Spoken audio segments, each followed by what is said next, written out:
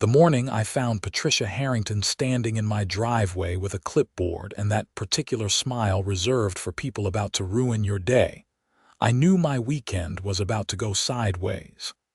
"Samuel Peterson, we need to talk about your garage," she announced, not even bothering with a greeting. The wind was already picking up, pushing gray clouds across the Wyoming sky like they were late for an appointment. We'd been getting warnings about a major storm system moving through Cheyenne for the past 3 days. I set down the bag of groceries I'd been pulling from my truck. "Morning to you too, Patricia. What about my garage?"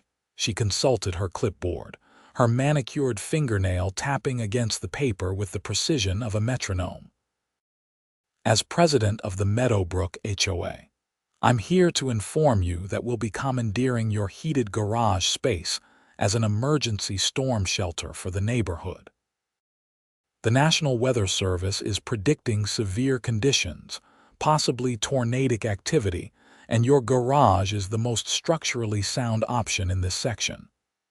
I stared at her for a solid 5 seconds, waiting for the punchline. When none came, I picked up my groceries again. "That's not happening." "Excuse me." Her voice went up an octave, that signature Karen pitch that could probably shatter wine glasses. I said no. "That's my private property, my garage, the one I paid to have insulated and heated because I work on my woodworking projects in there year-round. You're not turning it into a community center." Patricia's face was already turning the color of a ripe tomato.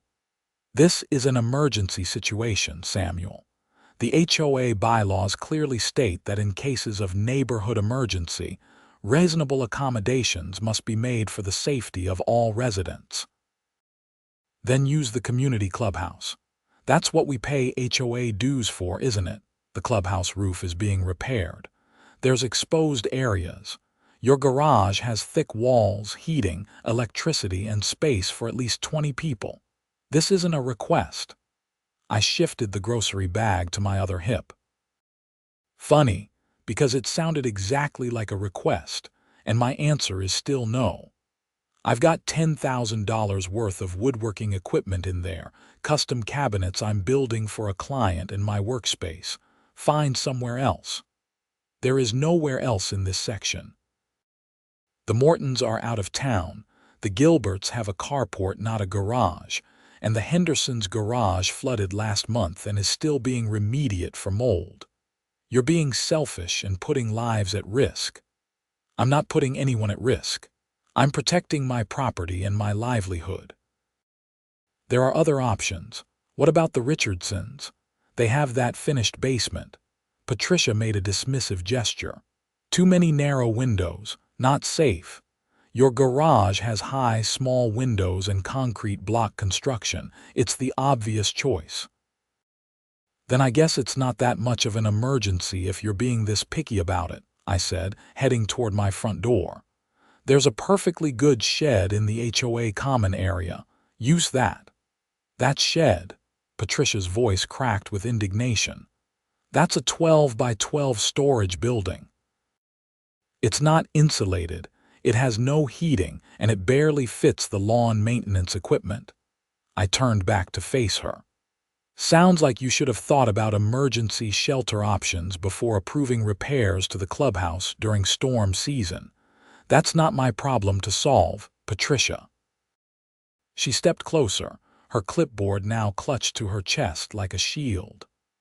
"I'm going to call an emergency HOA board meeting about this. We have the authority to access private property in genuine emergencies. You do that. And I'll call my lawyer to confirm that you absolutely do not have that authority without a court order. Now, if you'll excuse me, I have frozen food that's thawing." I didn't wait for her response. I went inside, put away my groceries, and spent the next hour looking through my HOA bylaws. Sure enough, there was language about reasonable accommodations during emergencies, but it was vague and certainly didn't grant them the right to commandeer private buildings. The section mostly dealt with temporary parking restrictions. noise ordinance suspensions for generator use, and allowing emergency vehicles access to private streets. My phone rang around 2 in the afternoon. It was Harold Matthews, the HOA vice president and probably the only reasonable person on the board. "Sam, I heard about the situation with Patricia this morning," he said, sounding tired. "I want you to know I don't agree with her approach." But I could hear the but coming from a mile away. "But she's technically right that your garage is the best option for shelter in your cul-de-sac. The storm predictions are getting worse. They're saying possible F2 or F3 tornado conditions, 70-mile-per-hour straight-line winds, baseball-sized hail. This is serious." "I understand that, Harold, but my garage is full of expensive equipment and unfinished client work. I'm not running a disaster relief center. What happens if 20 panicked people rush in there and knock over my table saw, or damage the custom cabinets I've spent 3 months building? Who's liable for that?" Harold was quiet for a moment. "What if we agreed to liability coverage? The HOA insurance would cover any damages that occur during the emergency use. And what about security for my equipment? Who's supervising these people? What stops someone from deciding they need my tools more than I do once this is over?" "I'd be there personally," Harold offered. "I'd make sure nothing gets touched. We could rope off your work area." I walked over to my back window, looking out at the garage. It was a nice setup, 40 by 30 feet, built when I bought the house 5 years ago specifically for my woodworking business. I'd spent another 15 grand finishing it properly. It was my sanctuary. "I appreciate you being reasonable about this, Harold, but the answer is still no. Patricia came onto my property and demanded access like she owned the place. No discussion, no negotiation, just entitlement. That's not how this works." "I understand. I really do. But she's going to push this, Sam. She's already sent out a neighborhood email saying you're refusing to help during an emergency. The optics aren't great. The optics of the HOA president trying to seize private property without legal authority aren't great either. I'll deal with my neighbors. You deal with Patricia." After I hung up, I checked my email. Sure enough, there was a message from Patricia sent to all Meadowbrook residents, subject line, "Urgent community safety matter." The email painted me as some kind of heartless hoarder refusing to open my spacious, heated garage to vulnerable neighbors during a life-threatening weather emergency. She'd even included a photo of my garage, which felt invasive as hell. My phone started buzzing with texts from neighbors within minutes. Most were reasonable, asking if I'd reconsider. A few were downright hostile, calling me selfish and worse. I responded to the reasonable ones, explaining that the HOA had other options and that commandeering private property wasn't acceptable, and I ignored the hostile ones. Then, I got a text from my next-door neighbor, Linda Morrison. She was in her 70s, lived alone since her husband died, and was one of the kindest people I'd ever met. "Sam, I don't want to add pressure, but I'm worried about this storm. My house is old and I'm not sure it'll hold up. I understand about your workshop, though. Would it be okay if I just brought myself and my cat to your garage? I promise I won't touch anything. I'll just sit in a corner if it gets bad." That text hit different than Patricia's demands. Linda wasn't trying to weaponize community pressure or throw her authority around. She was just scared. I called her immediately. "Linda, of course you can come to my garage if the storm gets bad. You're welcome anytime.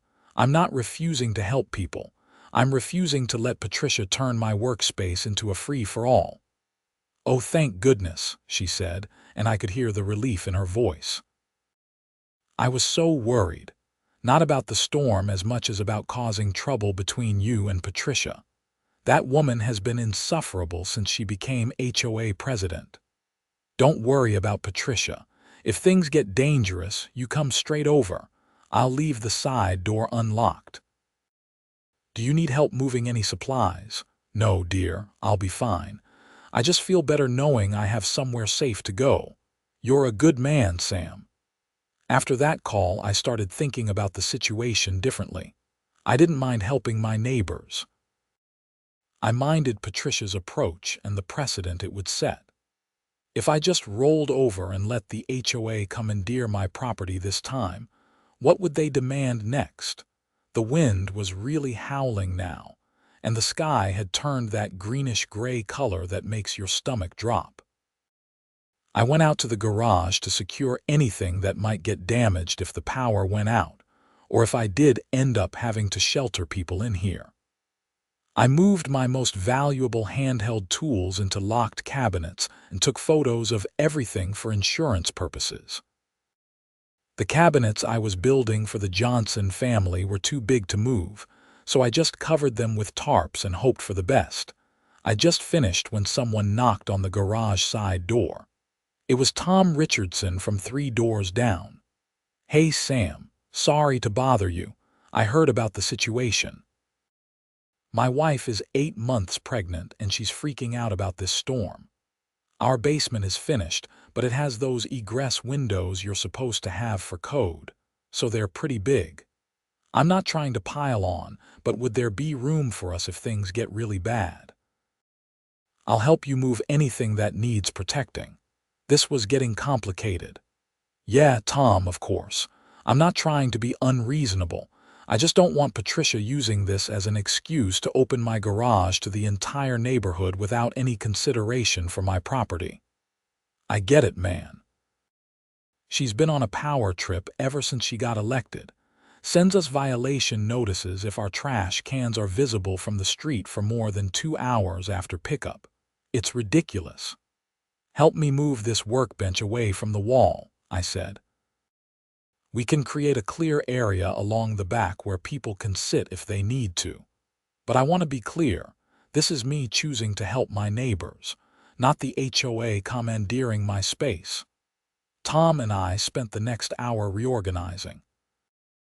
By the time we were done, there was a clear area about 15 by 20 feet that could fit people safely away from my equipment.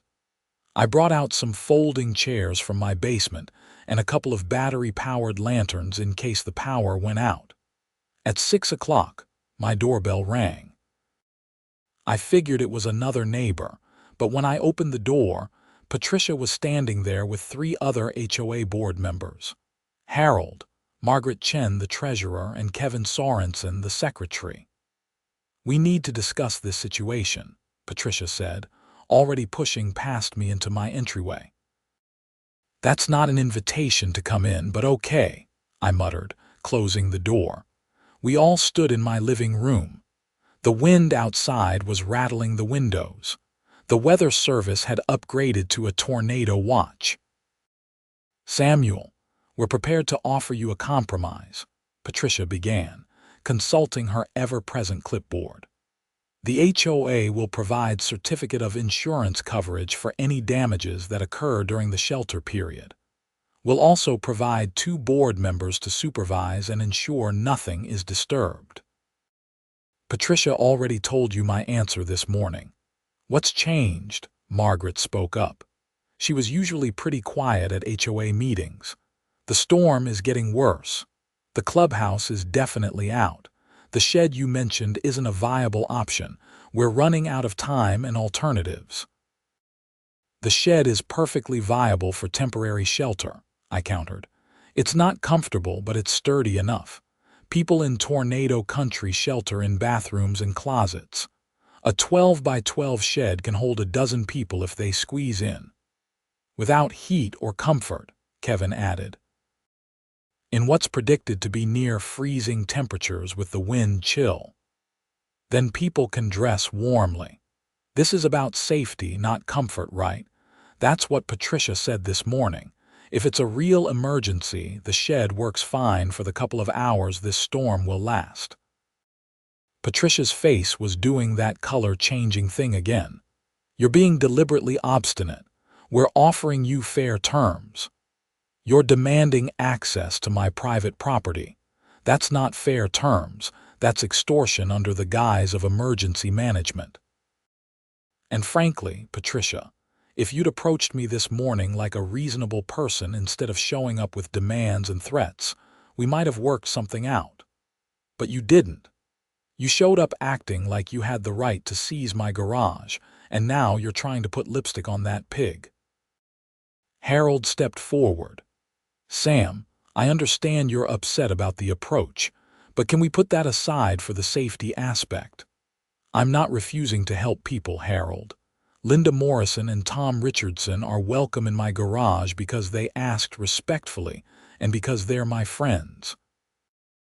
But I'm not opening it up as a general shelter for everyone in the neighborhood. If other people need safe shelter that badly, the shed is available. It's not my problem that Patricia doesn't like that option. The shed is inadequate, Patricia snapped. And I'm formally notifying you that if anyone is injured because you refused reasonable accommodation, the HOA will pursue legal action against you personally. You do that, and I'll countersue for harassment and attempted illegal seizure of property. My lawyer is already on standby. That was a bluff. I hadn't actually called a lawyer yet, but I would if I needed to. This is unbelievable, Patricia said, turning to the others. Are you all hearing this? He's prioritizing his hobby equipment over human lives. It's not a hobby, it's my business. And I'm prioritizing my property rights against overreach by a power-hungry HOA president who thinks a title gives her authority she doesn't actually have. Margaret looked uncomfortable. Maybe we should just use the shed. It's not ideal, but it's something. That shed is not weatherproof for this kind of storm, Patricia insisted. I won't be responsible for putting people in danger. Then open your own garage, I suggested. You've got a 2-car garage, Patricia. Lead by example. Her expression told me everything I needed to know. My garage is full of storage. There's no room. Then make room. Move your storage like you're expecting me to move my business equipment. Or is it different when it's your stuff? The silence was deafening except for the wind howling outside. Finally, Harold said, "Let's table this. The shed isn't great, but we can make it work. Sam's offered shelter to immediate neighbors who need it. That's his right. We should focus on preparing the shed and getting the word out about it being available."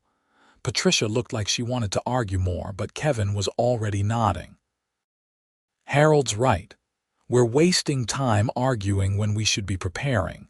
The tornado watch goes until 11 tonight. They left, Patricia shooting me a look that could have curdled milk. I didn't care. I'd stood my ground on a matter of principle. Around 7:30, the tornado watch was upgraded to a warning. A funnel cloud had been spotted 15 miles southwest of Cheyenne, moving northeast toward our area. My phone started blowing up with the emergency alert system. Linda showed up at my garage door 10 minutes later with a cat carrier and a small bag. "I hope this is still okay." "Absolutely. Come on in." I helped her get settled in one of the folding chairs. Tom and his wife Sarah arrived shortly after, followed by the Mitchells from across the street, an older couple who'd been nothing but kind to me since I moved in. "We heard you were letting people shelter here," Mr. Mitchell said. "We'd feel safer in this solid structure if that's all right." "Of course. Come in, get comfortable." By 8 o'clock, I had 9 people in my garage, all people I actually knew and liked. The wind was screaming outside and we could hear debris hitting the walls. The power flickered twice but stayed on. I turned on the heat to keep everyone comfortable. My phone rang. It was a number I didn't recognize, but I answered anyway. "Mr. Peterson, this is Amanda with the National Weather Service office in Cheyenne. We're calling residents in your area. The tornado has intensified and is now tracking directly toward Meadowbrook subdivision. Current position is 8 miles southwest and moving at 35 miles per hour. You need to take shelter immediately in the most interior, structurally sound location available. Do you have a safe place? Yes, I'm in my garage with several neighbors. It's concrete block construction. Good. Stay there. Stay away from windows. This is a confirmed large and dangerous tornado. Do you have anyone else in your household who needs shelter? No, it's just me. But there are other neighbors. The HOA set up a shelter location in a storage shed in the common area. There was a pause. A storage shed is not adequate shelter for a tornado. Is there anywhere else? I tried to tell them that, but the HOA president insisted. The community clubhouse is under repair. Mr. Peterson, if you have room for more people, please try to get them to your location. A storage shed will not protect anyone from a tornado of this magnitude. She hung up, leaving me with a decision to make. I looked at the people already in my garage, then at the space we'd cleared out. We could probably fit another 10 or 15 people if we had to. I called Harold. The weather service just called me directly. They said the shed isn't safe. They're saying this is a large, dangerous tornado heading right for us. I know, we're hearing the same thing. We've got about 20 people in the shed right now and they're terrified. Patricia is insisting it's fine. Harold, it's not fine. Get them over to my garage. Now, we've got room. Are you sure? Yes, get them here before that tornado hits. We've got maybe 15 minutes based on what the weather service said. We're coming. I told everyone in the garage what was happening. Tom immediately started helping me move more equipment out of the way.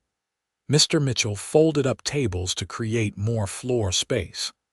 Linda corralled the cat into a corner and started laying out blankets she'd brought for people to sit on. 5 minutes later, Harold arrived with a crowd of scared neighbors. Patricia was with them, looking both terrified and furious. She refused to make eye contact with me. We got everyone inside just as the tornado siren started wailing. The sound is something you never forget, that rising and falling wail that means get underground or get lucky. 32 people crammed into my garage. I killed the lights except for the battery lanterns to reduce the risk if we lost power. The tornado was close now. You could hear it, that freight train sound everyone talks about. The building started shaking. "Everyone get down," I shouted. "Cover your heads." The next 3 minutes felt like 3 hours. The wind was screaming, the entire building was vibrating, and something heavy hit the roof with a crash. Someone was crying. Linda was praying quietly. I was crouched next to my table saw, covering my head with my arms, thinking about how stupid I'd feel if I died over a property rights argument. Then, as suddenly as it intensified, the sound started to fade. The shaking decreased. The freight train sound moved away to the northeast. We waited in silence for another minute. Then 2. Finally, Harold stood up. "I think it passed." I turned the lights back on. Everyone was okay, just shaken. I did a quick head count, all 32 people accounted for. Is anyone hurt? I called out. Everyone shook their heads or called out that they were fine. We ventured outside carefully. The tornado had passed within a quarter-mile of Meadowbrook. We could see the damage path clearly. Houses with roofs torn off about 6 streets over. Trees were down everywhere. Power lines were sparking in the distance. And the HOA shed where Patricia had wanted everyone to shelter. It was completely gone. Just a concrete pad and some twisted metal framing remained. If those 20 people had stayed there, some of them would likely be dead. The next morning, after the storm had fully passed and everyone had gone home, Patricia showed up at my door again. This time she didn't have her clipboard. She looked exhausted. "I came to say thank you," she said quietly, "and to apologize for how I handled things. You were right. If we'd stayed in that shed, people would have been hurt or killed." I nodded. "Apology accepted. But Patricia, you need to understand something. You can't just demand access to people's private property because it's convenient for the HOA. That's not how this works. If there'd been time for a real conversation yesterday instead of demands, we could have worked this out from the start. I know. I let my position go to my head. I've been treating this like I have more authority than I actually do. She paused. The board is meeting this afternoon to discuss how we should have handled this. We're going to draft proper emergency protocols that don't involve seizing private property. That sounds like a good plan. She left, and I figured that was the end of it. I was wrong. 2 days later, I got an email from someone named Jennifer Martinez with the Laramie County Building Department. She wanted to schedule an inspection of my garage for reported unpermitted construction and non-residential use of residential property. I called the number in the email immediately. Jennifer answered on the second ring. "Miss Martinez, this is Samuel Peterson. I just got your email about inspecting my garage. Can you tell me what prompted this?" "We received a complaint from your homeowners association that you've been operating a commercial woodworking business from your property without proper permits or zoning approval." My blood went cold. My woodworking is a small business, yes, but it's operated well within the home business exemptions. I don't have clients coming to the property, I don't have employees, and I don't generate significant traffic or noise. That may be, Mr. Peterson, but we still need to verify compliance. The complaint also mentions that you recently used your garage as a public shelter without proper occupancy permits or safety certifications. That was an emergency situation during the tornado warning. The HOA had people sheltering in a shed that got completely destroyed.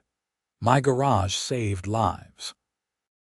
I understand, and we're not suggesting you did anything wrong with the emergency shelter. But we do need to verify that the structure meets current building codes and that your business use is properly permitted. Can we schedule the inspection for tomorrow morning? I agreed because I didn't have much choice. After hanging up, I sat staring at my phone. Patricia had thanked me, apologized, said she understood, and then she'd filed a complaint with the county to retaliate. I called Harold. "Did you know Patricia reported me to the building department?" "What?" "No, when?" "I just got an email. They want to inspect my garage for unpermitted construction and illegal business use." "That's insane. Your garage is permitted. I was on the board when you built it. We have all the documentation." Apparently the HOA filed a complaint about me running a business without proper zoning. Harold was quiet for a long moment. "That's not an official HOA action. We never voted on that. If Patricia did that, she did it on her own." "Can you find out for sure?" "I'll call an emergency board meeting for tonight. This has gone too far." The inspection the next morning was thorough and nerve-wracking. Jennifer Martinez was professional and fair, but having someone scrutinizing every aspect of my garage while making notes was stressful. She checked electrical outlets, ventilation, structural elements, fire safety equipment, and my business records. After 2 hours, she put away her clipboard. "Mr. Peterson, everything appears to be in order. Your garage was properly permitted when built. Your business qualifies as a home occupation under county code, since you don't have walk-in customers, employees, or significant traffic generation. And while using it as an emergency shelter wasn't technically permitted, given the circumstances and the fact it was a one-time emergency, there's no violation there either." Relief flooded through me. "So I'm clear." "You're clear. I'll file my report. The complaint will be closed as unfounded." She paused at the door. For what it's worth, whoever filed that complaint knew it was probably baseless.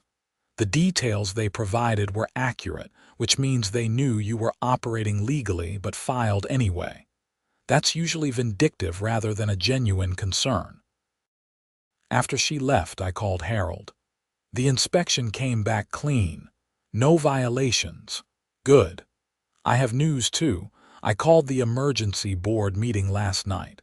Patricia admitted she filed the complaint without board approval. She said she was worried about the precedent of residential properties being used commercially and wanted to protect property values. That's bull and you know it. She was retaliating. I agree, which is why the board voted last night to remove her as president. Margaret's taking over as interim president until we can hold elections next month. I hadn't expected that. Seriously. Patricia has been overstepping for months. This was just the final straw. Filing false complaints against residents as retaliation is way over the line. We also voted to send you a formal letter of appreciation for providing emergency shelter during the tornado. That should have been the end of the story. It wasn't. 3 days after Patricia was removed as HOA president, I came home from picking up lumber at the hardware store to find my garage had been broken into. The side door was damaged, the frame splintered like someone had pried it open. Inside, someone had gone through my tool cabinets. Nothing appeared to be missing, but things had definitely been moved around and searched through. I called the police immediately. Officer Ryan Davis responded within 20 minutes. "Can you tell what they were looking for?" he asked as we surveyed the damage. "No idea. If this was a robbery, they didn't take the obvious stuff. My table saw alone is worth $3,000 and it's right there untouched. Same with all my power tools. They went through drawers and cabinets but didn't actually steal anything." "Were you storing cash, valuables, weapons?" "No. This is my workshop. Tools, wood, hardware, some client files. Nothing particularly valuable to anyone but me." Officer Davis took photos and dusted for prints, though he warned me not to get my hopes up. Most burglaries go unsolved unless we get lucky with forensics or catch someone selling stolen goods. The fact they didn't take anything is unusual, though. "You have security cameras?" "No, never needed them before. Might want to consider it. I'll file the report. Call us if you notice anything else unusual or if you figure out what they might have been after." That night, I couldn't sleep. I kept thinking about the break-in, about the timing. Patricia gets removed from the HOA board. Suddenly, my garage gets broken into. It couldn't be coincidental. The next morning, I went to Linda's house. She'd lived in Meadowbrook longer than almost anyone and knew everyone's business. "Linda, do you know where Patricia works?" "She's in real estate. Works for Laramie Valley Properties downtown." "Why?" "Just curious about something." "Did she seem particularly upset about being removed from the HOA board?" Linda invited me in for coffee. Once we were seated in her kitchen, she leaned forward conspiratorially. "Sam, Patricia has been spiraling. She's been posting rants on the neighborhood Facebook group about how she was trying to protect everyone and got punished for it. She's been saying you manipulated the board against her." "That's ridiculous. I didn't even attend the board meeting." "I know that. Most people know that. But Patricia has always been someone who needs to be in control. Losing the HOA presidency is like a personal crisis for her. She's been HOA president for 3 years. It was her whole identity. You don't think she'd do something crazy, do you?" Linda sipped her coffee slowly. "I think Patricia is capable of a lot when she feels wronged." "Why? What happened?" I told her about the break-in. Linda's expression grew serious. "You need to be careful, Sam, and you might want to tell the police about the history with Patricia. I know it seems like speculation, but given the timing, I don't want to accuse someone without evidence. Then get evidence. Put up cameras. Document anything else that happens. Patricia isn't going to let this go easily." I took Linda's advice and installed a camera system that afternoon.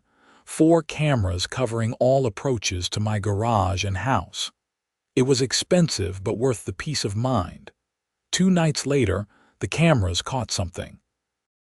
At 1:30 in the morning, a figure approached my garage wearing dark clothing and a hood. They tried the doors, found them locked, then walked around the building apparently looking for another way in. After about 5 minutes, they left. I couldn't make out the person's face, but I could tell it was a woman from the build and movement. The height and build matched Patricia. I called Officer Davis and sent him the footage. He came by that evening to review it in person. "The video's not clear enough for a positive identification," he said, watching it for the 3rd time, "but it's definitely suspicious.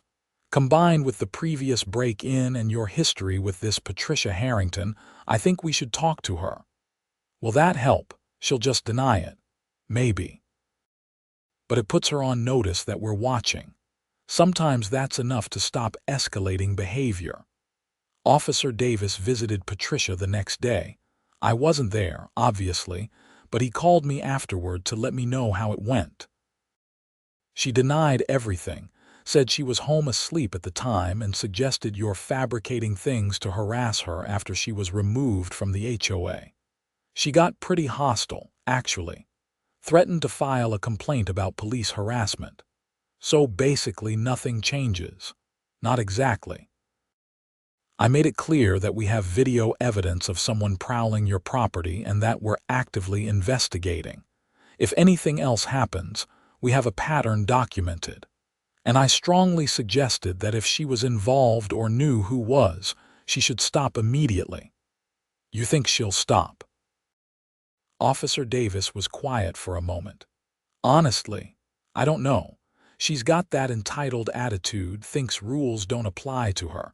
Keep your cameras running and call us immediately if anything else happens." Nothing happened for the next week. The neighborhood slowly returned to normal post-tornado. The houses that had been damaged were getting repaired or demolished. Power was fully restored. The HOA, under Margaret's leadership, was actually functioning reasonably.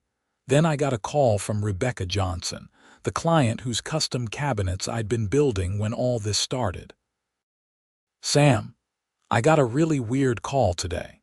Someone claiming to be from the Better Business Bureau said they were investigating complaints about your work. They asked me all these questions about whether you'd completed my cabinets on time, if there were quality issues, if you'd overcharged me." My stomach dropped. "What did you tell them?" "I told them your work was excellent and that I hadn't filed any complaint. I asked who had complained and they got evasive and hung up." "Sam, that wasn't really the BBB, was it?" "I don't think so." "Did you get a callback number?" "They blocked their number. The whole thing felt off. Are you having problems with someone?" I explained the situation with Patricia and the HOA, the break-in, the prowling. Rebecca listened quietly. "Sam, this sounds like harassment. You need to document everything and consider getting a restraining order." "I'm documenting everything, but I need more evidence before I can get a restraining order. Be careful. People like that can get dangerous when they feel cornered." Rebecca's call bothered me more than the break-in had.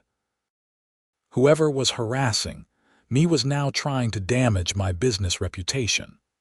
That crossed a line from petty revenge into something that could actually harm my livelihood. I called Officer Davis again and reported the fake BBB call. He added it to the file but admitted there wasn't much the police could do about phone calls, especially without proof of who made them. "However," he added, "this pattern is concerning. Someone is clearly targeting you specifically and escalating. I'm going to talk to the detective division about whether this rises to stalking or harassment charges." That afternoon, I got an email from the Meadowbrook HOA. It was from Margaret in her capacity as interim president. "Sam, I wanted to give you a heads up. Patricia has been sending emails to board members demanding we fine you for various supposed violations. Your grass is supposedly too long. Your trash cans were visible from the street. Your truck was parked in your driveway instead of your garage. None of these are actual violations, and we're not taking action, but I thought you should know she's trying to weaponize the HOA against you again. I thanked Margaret for the warning and screenshot the email for my records. That evening, I was in my garage working on a new project, a dining table for a couple in Laramie. The cameras had given me peace of mind, and I was finally able to focus on work again. Around 8 o'clock, I heard a car pull up outside. Through the window, I could see it was Patricia's white Mercedes SUV. She got out and walked up to the garage door. I didn't open it. Instead, I pulled out my phone and started recording video, then cracked the door open just enough to talk. "What do you want, Patricia? We need to talk." "Can I come in?" "No, say whatever you came to say from there." Her expression hardened. "You've ruined my reputation in this neighborhood. Do you understand that? People I've lived near for 7 years now look at me like I'm some kind of villain. I lost my position on the board. All because you couldn't do a simple favor during an emergency." I did do favors. I sheltered 9 people who asked respectfully, then opened my garage to everyone when the tornado was imminent. What I didn't do was let you commandeer my property because you felt entitled to it.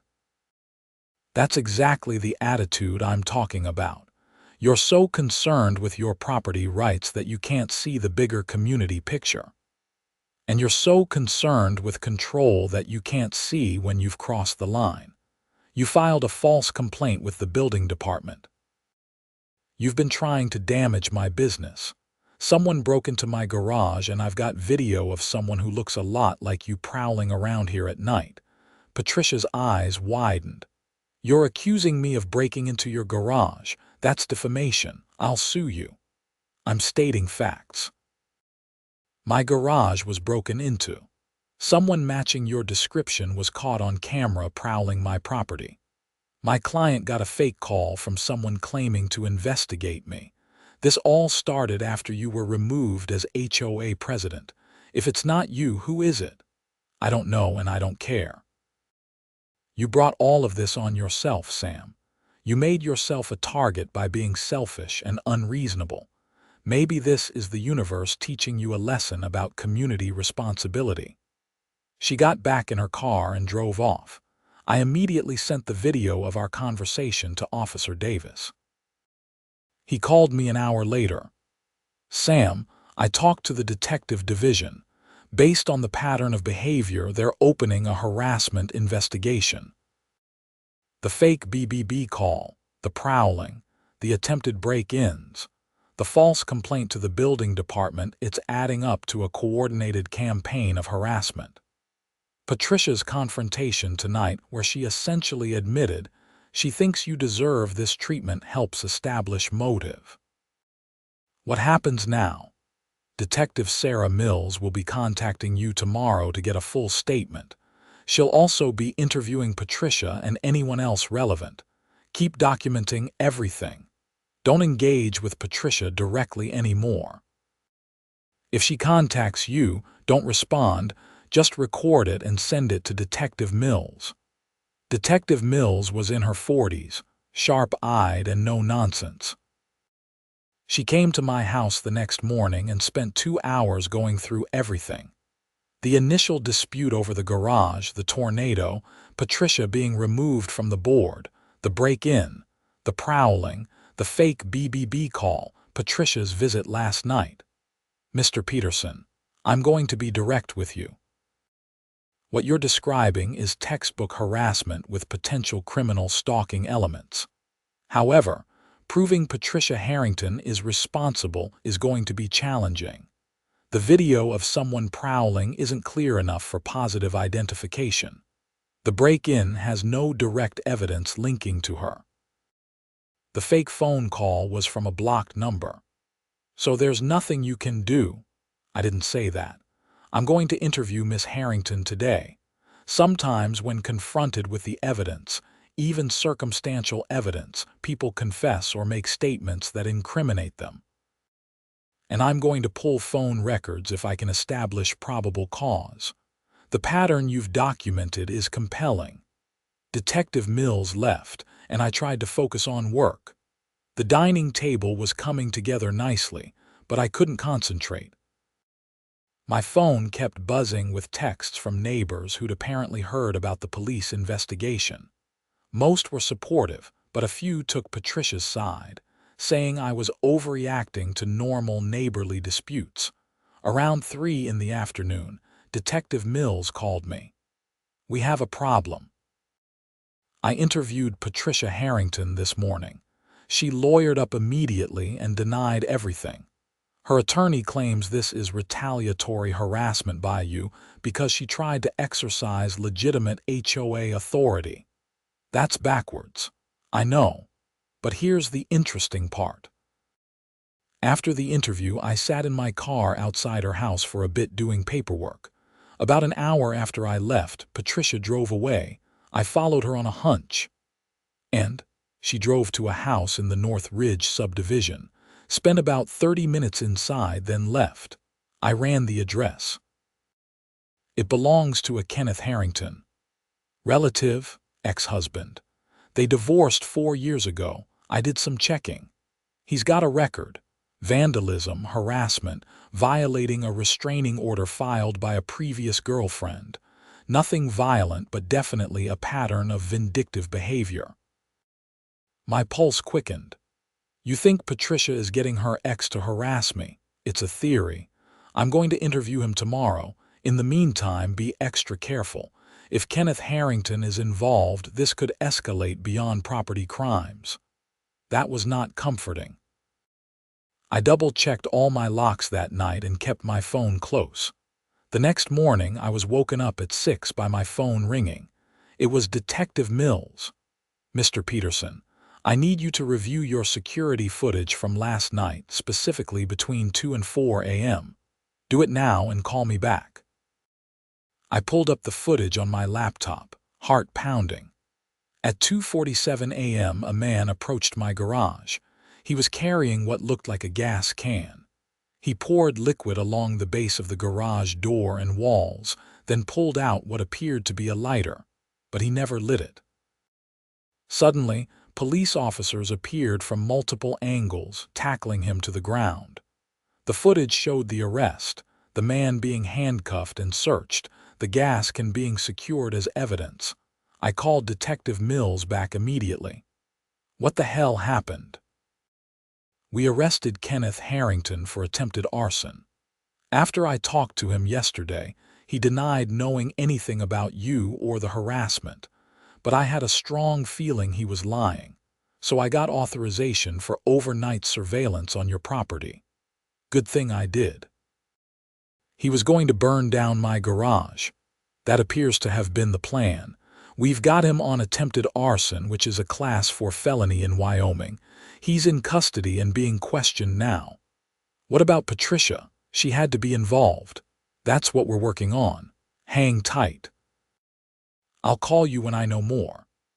The next few hours were surreal. I couldn't focus on anything. The realization that someone had literally tried to burn down my garage with me potentially inside my house sleeping was overwhelming.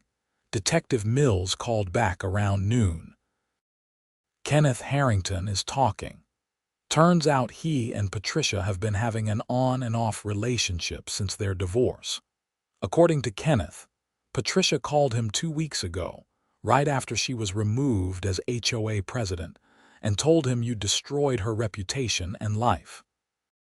She asked him to scare you. Scare me how? That's where it gets murky. Kenneth claims Patricia never specifically told him to break in or commit arson. He says he did those things on his own to impress her and make her problem go away. But we've got text messages between them that suggest otherwise. Patricia sent him your address, photos of your garage, information about your schedule. She told him when you'd typically be out. That level of detail suggests coordination. So you can arrest her. We already did. She's being charged as an accessory to attempted arson and conspiracy to commit harassment. Her attorney is arguing she never intended for things to go this far, but the text messages are pretty damning. Relief flooded through me.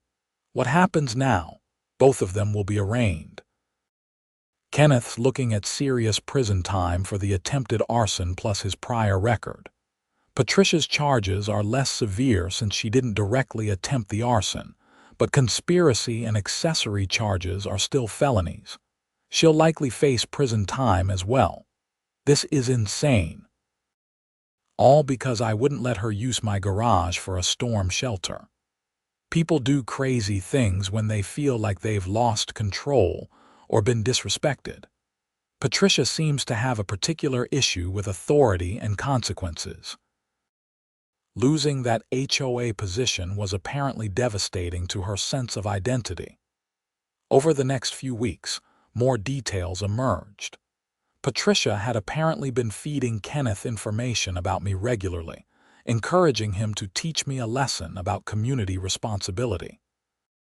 The fake BBB call had been Kenneth using a burner phone. The break-in had been him looking for anything he could use to damage my reputation or business, financial records, or evidence of code violations. Patricia's defense attorney tried to argue that she'd never intended for Kenneth to commit arson and that his actions were his own responsibility. But text messages showed her saying things like, "He needs to suffer consequences," and "whatever it takes to make him regret crossing me." The prosecution argued that while she might not have specifically ordered arson, she'd created the conditions and provided the information that led to it. Both Patricia and Kenneth took plea deals.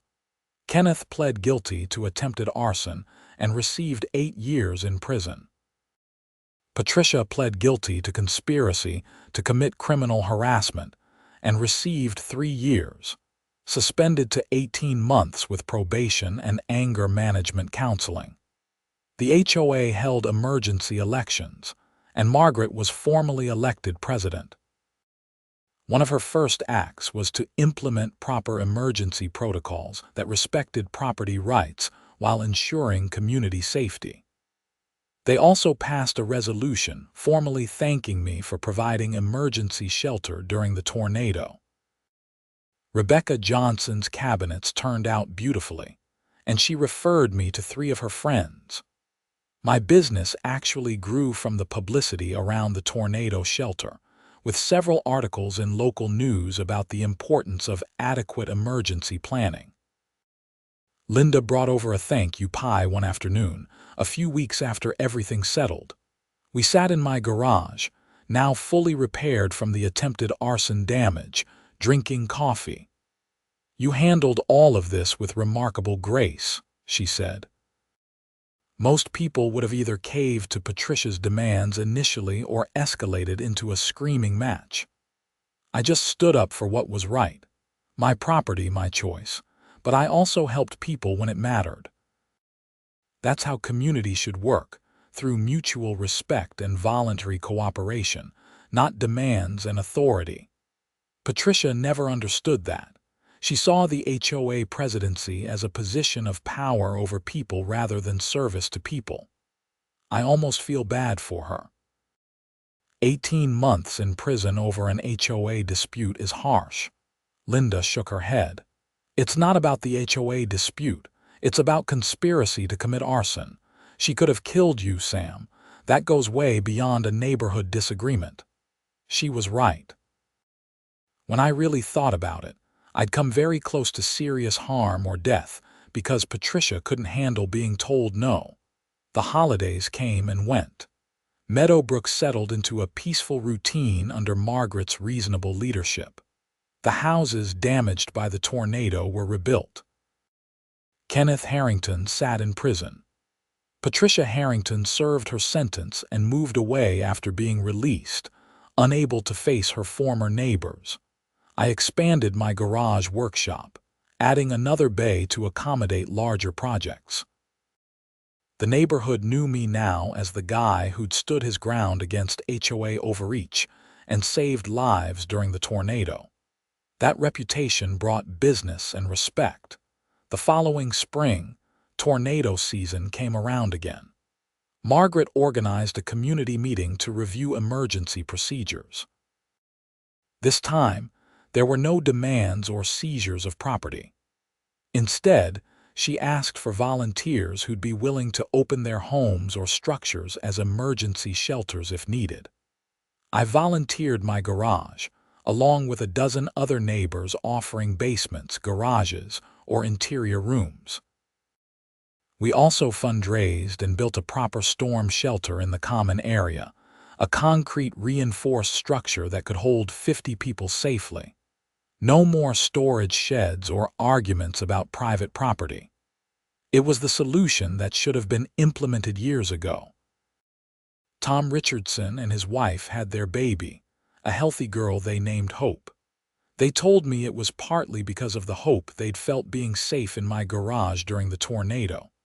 I helped them build a nursery, custom cabinets and all at cost. Life moved on. The whole situation with Patricia became a cautionary tale in Meadowbrook about the dangers of HOA overreach and what happens when authority goes to someone's head. New board members were elected with explicit promises to respect property rights and work cooperatively with residents. I learned something valuable through the whole ordeal. Standing up for principles matters, even when it's inconvenient or unpopular. But so does being reasonable and helping people when they genuinely need it. The key is knowing the difference between legitimate requests and entitled demands. My garage remained my sanctuary, my workspace, my business headquarters. But it was also a symbol of property rights protected and community service voluntarily given. The best of both worlds. On the anniversary of the tornado, the neighborhood held a potluck in the common area. People shared stories about where they'd sheltered, how frightened they'd been, how grateful they were to have survived. Several people publicly thanked me for opening my garage when it mattered most. Harold Matthews raised a glass of lemonade in a toast.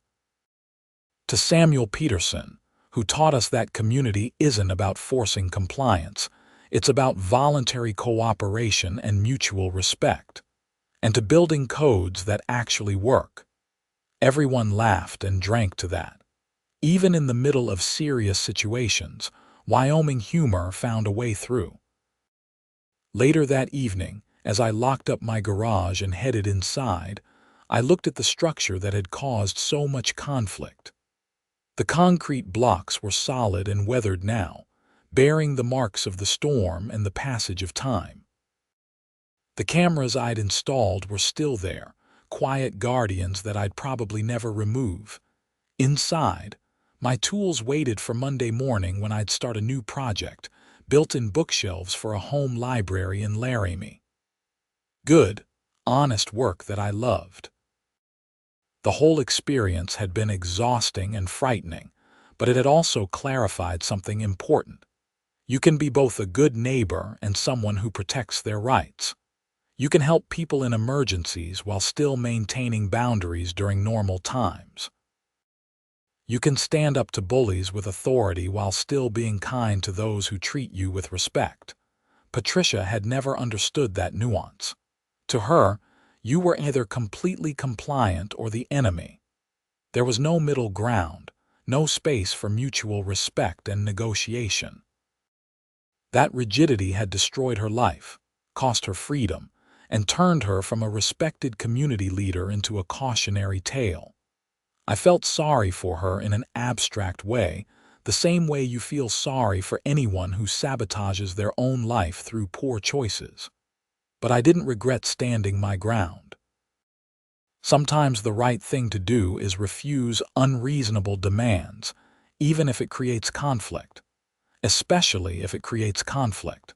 Because rolling over teaches bullies that their tactics work. The Meadowbrook HOA was better now because someone had finally said no to Patricia's overreach. The community was safer because proper emergency infrastructure had been built.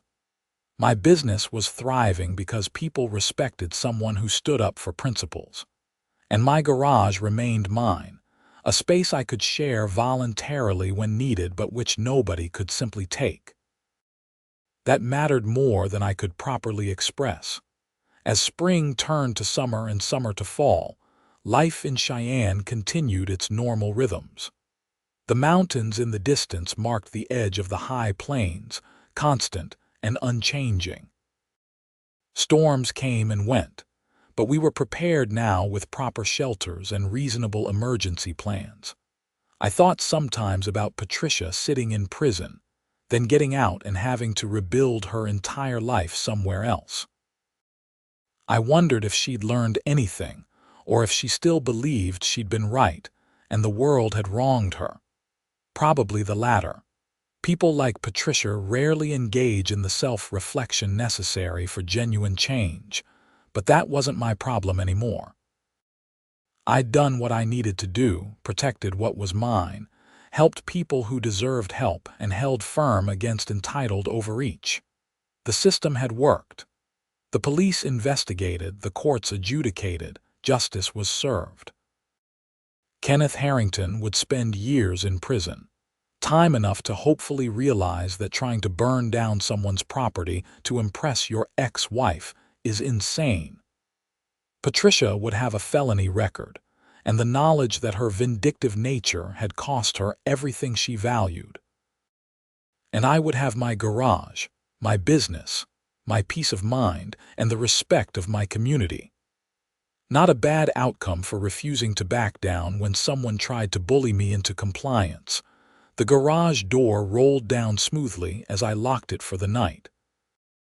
Through the window, I could see my partially finished bookshelf project, wood grain glowing under the shop lights. Tomorrow I'd get back to work, creating something beautiful from raw materials through skill and patience. That was the real victory, I thought. Not the legal outcome or the vindication, but the ability to return to normal life, to focus on my craft and my community without fear or harassment. Patricia had tried to take that from me and failed. The Wyoming wind picked up as I walked back to my house, carrying the scent of distant rain. Another storm coming, but nothing like that tornado last year. Just normal weather in a place where the climate kept you humble. Inside, I made dinner and watched the news. There was a story about HOA disputes becoming more common across America, as subdivisions multiplied and property rights clashed with community regulations. An attorney being interviewed said the key was clear bylaws, reasonable leadership, and respect for property rights balanced with community needs. I could have told them that. But then, I'd learned it the hard way through conflict and near disaster. Sometimes the best lessons are the ones you wish you'd never had to learn. My phone buzzed with a text from Margaret. Board meeting next week. Want to present your thoughts on property rights language for the updated bylaws. I texted back that I'd be there. Helping write better rules was part of being a good community member. The kind of voluntary participation that actually builds strong neighborhoods instead of the forced compliance that Patricia had always demanded. As I settled in for the evening, I felt a deep sense of satisfaction. Not because I'd won some petty dispute, but because I'd navigated a genuinely difficult situation with integrity. I'd refused unreasonable demands while helping people who needed it. I'd protected my property rights while serving my community. I'd stood up to bullying while avoiding becoming a bully myself. Those balances weren't easy to strike, but they were worth the effort.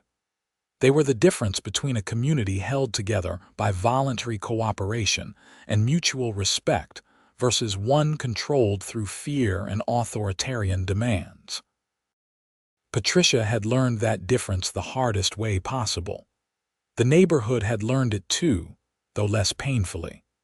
And I'd learned that sometimes the right choice is the difficult one that creates short-term conflict to prevent long-term harm. The storm rolled in around midnight, rain drumming on the roof. I lay in bed listening to it, thinking about how far we'd all come since that tornado night when 32 frightened people had crowded into my garage, seeking shelter from nature's fury. We'd all found shelter that night, but from more than just the storm. We'd found proof that communities work best when they're built on choice rather than coercion, on respect rather than authority, on helping rather than demanding. Patricia had never understood that. Kenneth had never learned it. But the rest of us had, and Meadowbrook was better for it. The rain continued, steady and peaceful, nothing dangerous. Just weather. Just life in Wyoming, where the skies are wide, the storms are fierce, and the people are expected to handle their own problems with dignity and common sense. I'd done exactly that, and I could sleep soundly knowing my garage was secure. My rights were protected. My community was safe, and justice had been appropriately served. Tomorrow would bring new projects, new challenges, new opportunities to build things of value. But tonight, I just listened to the rain and felt grateful for sturdy walls, clear principles, and the courage to defend both when necessary. That was enough. That was everything.